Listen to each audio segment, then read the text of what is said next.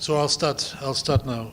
As you may have heard, the US and Japan have presented to the Security Council a draft resolution proposing prohibiting placement of nuclear weapons in outer space. It looks seemingly positive, but there are important pitfalls which our Western colleagues try to conceal in this regard. I will try to expose these pitfalls so that no one has any illusions about true colors of this sly and misleading initiative.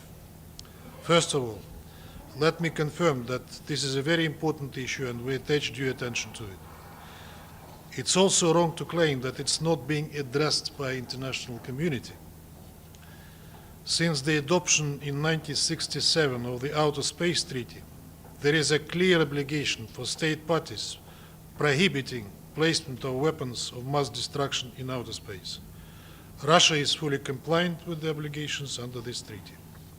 Furthermore, in 1978, the General Assembly took a decision aimed at preventing an arms race in outer space, abbreviated PARUS, and established particular disarmament mechanisms to address this issue. The issue of nuclear weapons is a subject of expert discussions in relevant international fora where we actively participate.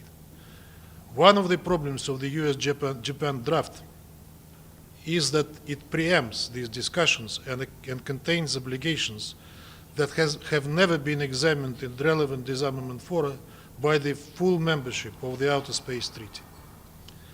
It is obvious that the Security Council, with its membership limited to 15, is not an appropriate forum to tackle outer space issues which affect wider UN membership.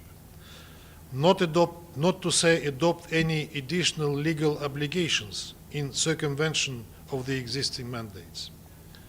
The US-Japan proposal, if adopted, would therefore bear detrimental consequences for further discussions within the inclusive UN fora by undermining their mandates. One has to bear in mind that while circulating in mass media allegations on Russia's malicious plans in space, our Western colleagues regard outer space as an essential warfighting domain. Ambitious programs to develop weapons systems designed to use a force and threaten to use a force in outer space are underway in a number of Western states. Such policies blatantly contradict the core provision of the Outer Space Treaty on peaceful use and exploration of outer space. Russian Federation strives for decades for Paris goals. We firmly believe that preservation of outer space for peaceful purposes is for the benefit of all humanity. From the outset of consultations regarding this draft resolution, we have been insisting on the inclusion of these commitments. This would allow the Security Council to send a clear and unequivocal message to the international community that outer space should remain a peaceful domain, without any weapons, including nuclear. But the penholders fiercely resist our arguments. In other words, they want to include an obligation of non-development of nuclear weapons specifically designed to be placed in outer space, but resist to include a wider similar obligation pertaining to any kind of weapons. They resist and decline our amendments aimed at prohibiting any kind of weapons in outer space. Don't you think it is strange? Ask our US and Japanese colleagues why they behave in such a way. For us, the answer is clear. The only aim of the draft is to politicize the issue, support baseless US allegations against Russia, and to try to put us in an awkward position. After using 4 vetoes to shield Israel from any responsibility for Gaza massacre and to give it green light for any further operations, US badly needs this.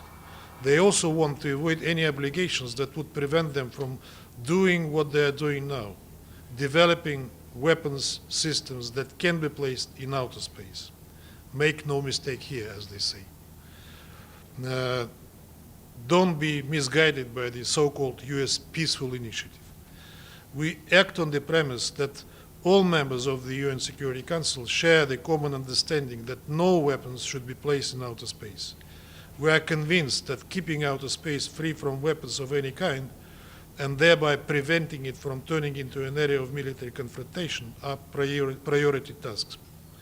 It's regrettable that the US intends to play political games in this domain, risking to put all prospects of international cooperation there at risk. I thank you. So does that mean you will veto, or are you still engaging?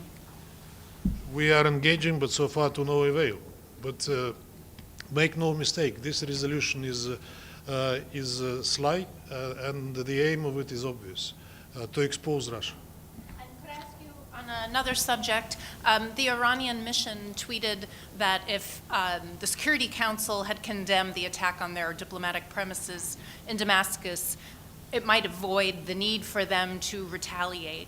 So I'm just wondering, normally the Council issues statements condemning attacks on diplomatic premises.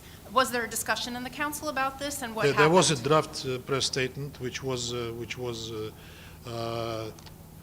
work on which was